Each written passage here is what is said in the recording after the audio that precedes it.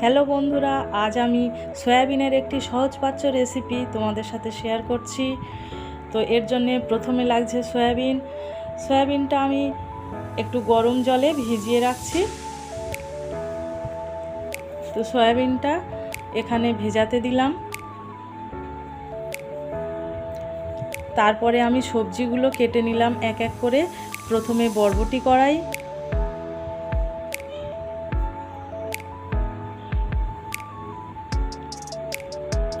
আলু,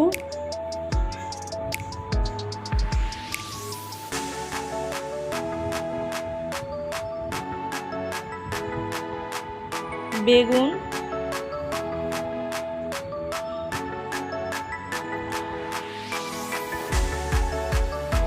পটল,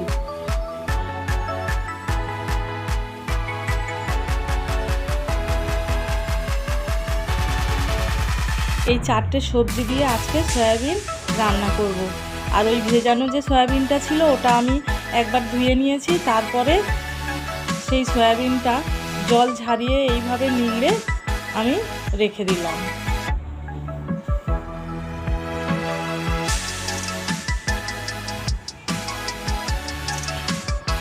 এই রান্নার জন্য আর লাগবে কাঁচা লঙ্কা, হলুদ গুঁড়ো, আর ফোড়নের জন্য লাগছে কালো জিরে।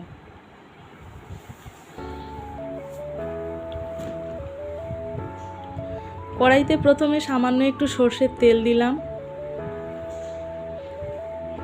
কালো জিরে,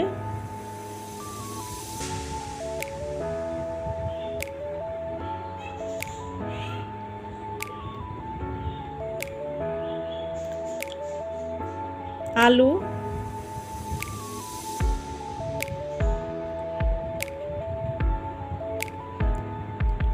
বরবটি কড়াই, বেগুন, পটল, এইভাবে একে একে সব সবজিগুলো দিয়ে দিলাম। সবজিগুলো একটু নাড়িয়ে নেওয়ার পরে তারপরে আবার সয়াবিনটা দিয়ে দেব। সয়াবিন দিলাম,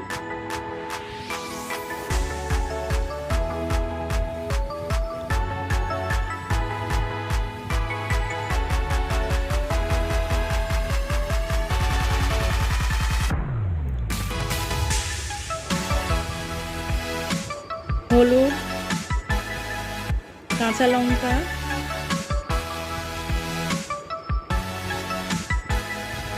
লবণ। তো সব কিছু দিয়ে এবার সবজিটা একটু ভাজা ভাজা করে নিলাম। ভাজা ভাজা একটু হয়ে গেছে। তো এরপর পরিমাণ মতো জল দিয়ে সবজিটা আমি ফুটতে দেব।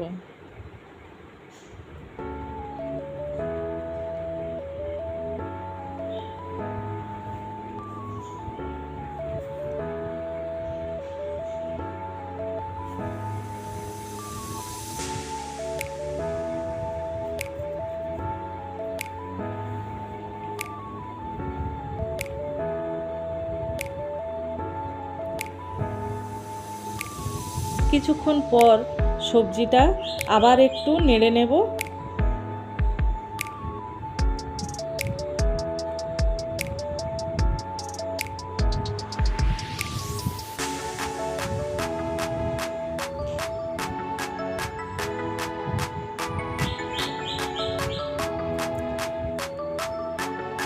এইভাবে নাড়াচাড়া করার পর যখন দেখব যে মাখা মাখা হয়ে গেছে তরকারিটা, তো তারপরে আমি তরকারিটা নামিয়ে নেব।